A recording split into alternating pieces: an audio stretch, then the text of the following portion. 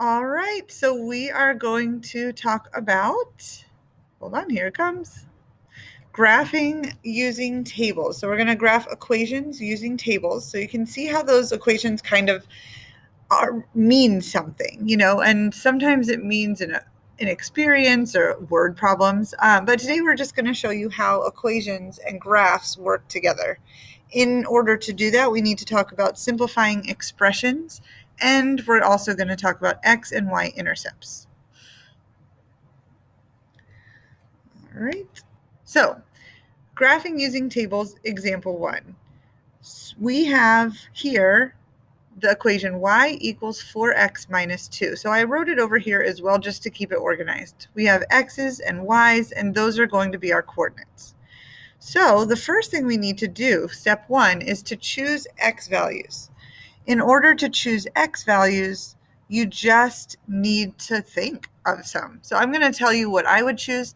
I always like to choose 0 just because it's really a nice number to work with. And then usually I choose a negative number and a positive number. So in this case, I'm just going to go with -1 and 1. And remember when I was taking math classes, I used to think, where in the world did those numbers come from? So I'm telling you, they came from my brain. They are random. I did purposefully choose 0 again because I like to work with it, and negative number and a positive number are usually helpful. But otherwise, you could have chosen any x's that you want, any numbers. All right, and then the next step is to substitute that x value in where you see x. So I'm going to do that up here on the top. Y equals 4. And now we're going to substitute in our x. Okay, our first x is -1. So I'm going to substitute in -1. And then I'm going to simplify this side of the equation. We simplify using the order of operations, which says parentheses, which we have, but these parentheses mean multiply. Exponents, nope. Multiply or divide, yes. So we're going to multiply 4 times -1, which is -4. And so kind of do that step first. And then we're going to do this step. -4 minus 2 is -6. So when x is -1, y is -6. Okay? We're going to do that again. This time we are going to just switch out that number. Okay? So here we have 0. So now x is 0. 4 times 0 is 0. And 0 minus 2 is -2. So y is -2 when x is 0. And lastly, I'm going to do the same thing again. We're going to replace x with our other x value, which is 1. So now 1 goes here. 4 times 1 is 4. 4 minus 2 is 2. All right, now here's the cool part. What you might not have realized is that we just made some coordinates.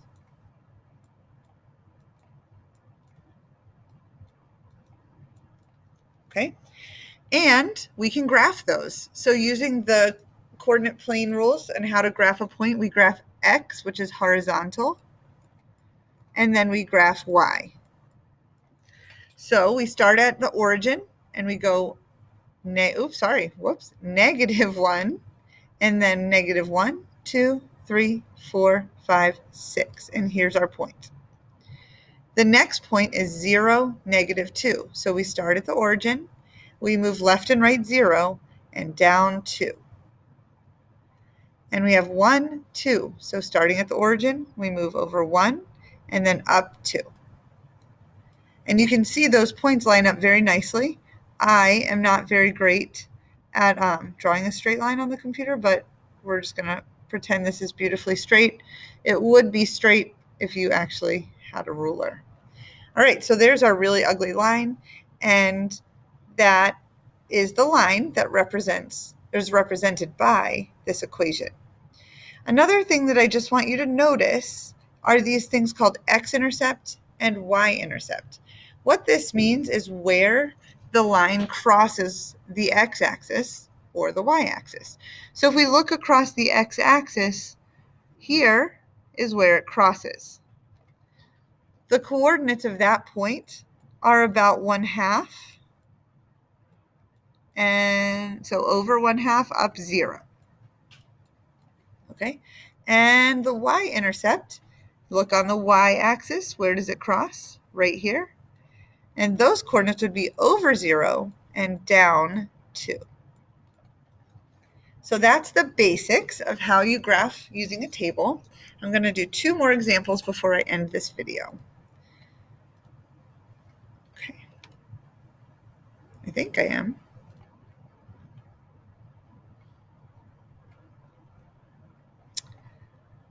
Oh, there we go, hold on. Okay, here's the next example. Oh wait, no, I guess I did go to the example and then it went away. Okay, here we go, example 2.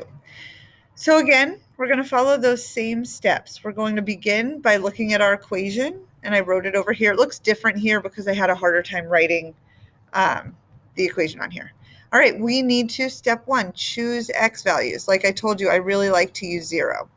But there's a difference when you have a denominator. So since we have a denominator of 5, we want to use multiples of 5 in here. So for example, -5 is a multiple of 5. 0, 5, 10, 15. All of these are multiples of 5, so 5 times something. So we can choose any of these to use. And like I told you before, I prefer to use a negative and a positive. So I'm going to use -5 and 5. Okay, but any of these will work nicely. Now, we need to simplify that expression. So we have y equals 2/5 times x, which we don't know, and then we don't have anything else, so we're just going to go from there. So our first one is -5. Now, when you're multiplying fractions, you're really kind of multiplying it in this format, and so you're going to do 2 times -5, which is -10, divided by 5 times 1, which is 5. And -10 divided by 5 is -2. So our y coordinate is -2 when x is -5. Okay, let's do our next one. We're going to just switch numbers. So now our x is 0. 2 times 0 is 0. 5 times 1 is 5. And 0 divided by anything is 0. So y is 0 when x is 2. Whoa, when x is 0. Sorry. Okay, next, 5. So we're going to put 5 and multiply. 2 times 5 is 10. 5 times 1 is 5. And 10 divided by 5 is 2. So now we have coordinates and we can graph them. -5, -2. Remember, the x is this way and the y is this way. So -5 means backwards 5. 1, 2, 3, 4, 5. Down 2 for -2. 0, 0, over 0, up 0. And 5, 2. 1, 2, 3, 4, 5, up 2. Connect those. Again, I'm really bad with my mouse, but you'll survive.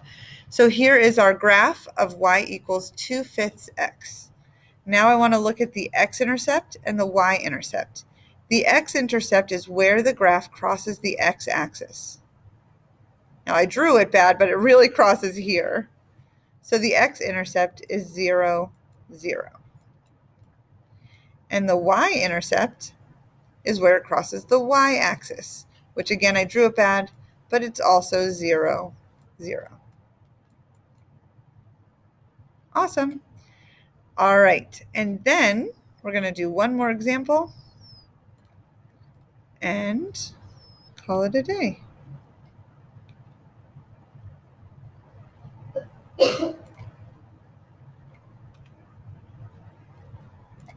Okay, there we go. So this example looks a little bit more complicated, but it's really not more complicated. It's just a bigger, messier expression. So y equals 8/3 x minus 4. We need to choose our x values. I'm going to choose 0 because I love 0. And then I need to look because we have a fraction. We want to use multiples of 3. So we could use 0, 3, 6, 9. Those are multiples. We could also use -3, -6. Multiples of 3. I'm going to choose -3 and +3 just because that's what I feel like choosing. Okay, now we need to find our corresponding y values. So our equation, y equals 8/3 times x something minus 4. And we're going to go ahead and substitute in our x's. So our first x is -3. And remember, if it helps you to put it over 1, go right ahead. Multiply the numerators. 8 times -3 is -24 over 3 times 1 is 3. And then we still have this -4. -24 divided by 3 is the same as -8. And then -4. And -8 minus 4 is -12. So when x is 3, y is -12. All right, let's do the next one. The next one, x is 0. Well, remember, anything times 0 is 0, so this is really 0 minus 4. And 0 minus 4 is -4. So when x is 0, y is -4. And lastly, let me erase first.